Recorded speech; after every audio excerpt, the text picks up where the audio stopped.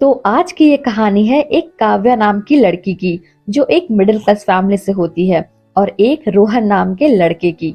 दोनों एक ही स्कूल में एक ही साथ पढ़ते थे। रोहन पढ़ाई में एक एवरेज स्टूडेंट था, पर वही काव्या पढ़ाई में बहुत ही ज्यादा होनहार थी। वो बड़े होकर अफसर बनना चाहती थी। धीरे धीरे जब दोनों बड़े हुए, दोनों की दोस्ती गहरी होती चली गई, और ये दोस्ती कब प्यार में बदल गई पता ही नहीं चला। काव्या और रोहन दोनों अब एक दूसरे को बेहद पसंद करने लगे थे, और इतना ही नहीं, क्लास 9th में उन्हें सोलमेट का टैग मिल गया था। दोनों अपनी जिंदगी में काफी खुश थे। कुछ ही वक्त में उन्होंने अपना 10th भी क्लियर कर लिया। दोनों के अच्छे मार्क्स आए थे, तो वे अपनी हायर स्टडीज के लिए बाहर चले जाते हैं। अब सब कुछ उनके लिए एकदम नया जैसा हो जाता है।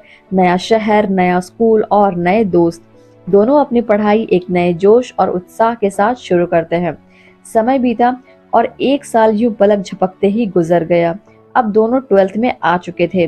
अब क्योंकि इस बार उनके बोर्ड्स थे, तो उन्हें जमकर पढ़ाई करनी थी। सब कुछ ठीक चल रहा था, बस कुछ ठीक नहीं चल रहा था, तो वो था काव्या के साथ रोहन का बिहेवियर। पता नहीं क्यों इन दिनों रोहन काव्या को इग्नोर करने लगा था, उससे चिढ़ने लगा था, उसकी छोटी छोटी बात पर गुस्सा करने लगा था। काव्या को बिल्कुल समझ नहीं आ रहा था कि आखिर रोहन ऐसा क्यों कर रहा है। फिर अचानक एक दिन रोहन काव्या से कहता है कि काव्या, मैं इस रिलेशनशिप में खुश नहीं हूँ, इसलिए मैं अब तुम्हारे साथ नहीं रहना चाहता। दरअसल मैं अब किसी और को पसंद करता हूँ। ये बात सुनकर काव्या के पैरों तले जमीन खिसक गई। वो ये झटका बर्दाश्त नहीं कर पाई और दिन रात रोती रही। ऐसे ही दिन गुजरते गए, और फाइनली अब बोर्ड्स भी नजदीक आ रहा था। काव्या की ऐसी हालत देखकर उसके दोस्त उसे पढ़ने को बोलते हैं, उसे समझाते हैं कि काव्या, तुम उस लड़के के लिए अपनी जिंदगी बर्बाद मत करो।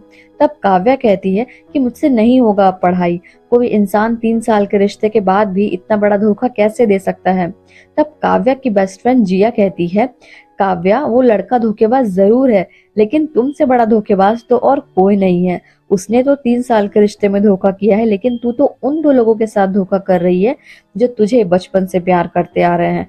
तुमने ही बताया था ना कि तुम्हारे पापा की सैलरी इतनी कम होने के बाद भी कैसे उन्होंने तुम्हें इतने अच्छे स्कूल में पढ़ाया, तुम्हारी हर जिद और जरूरत को पूरा किया, और आज जब पढ़ लिख कर उनके लिए कुछ करने के बजाय एक फालतू से लड़के के लिए तू गिव अप कर रही है, तो तू ही बता, तू अपने पेरेंट्स को धोखा दे रही है कि नहीं।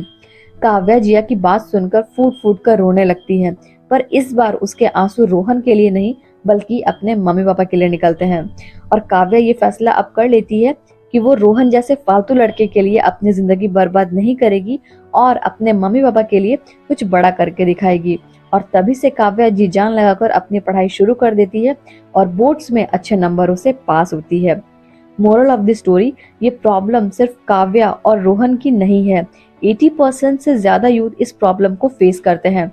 एंड आई एम श्योर जितने भी लोग इस वीडियो को देख रहे हैं, आप में से भी किसी न किसी के साथ ये प्रॉब्लम अभी चल रही होगी। बट माय डियर फ्रेंड्स, अगर आप अपने मम्मी पापा के सेक्रीफाइसेस को भूल कर उसके लिए रो रहे हो, अपने वक्त को बर्बाद कर रहे हो, तो आपसे बड़ा धोखेबाज और कोई नहीं है। इसलिए स्ट्रांग बनिए, मेहनत करिए और अपने जिंदगी में कुछ बड़ा हासिल करिए। Thanks for watching this video guys. Bye bye, take care, love you all.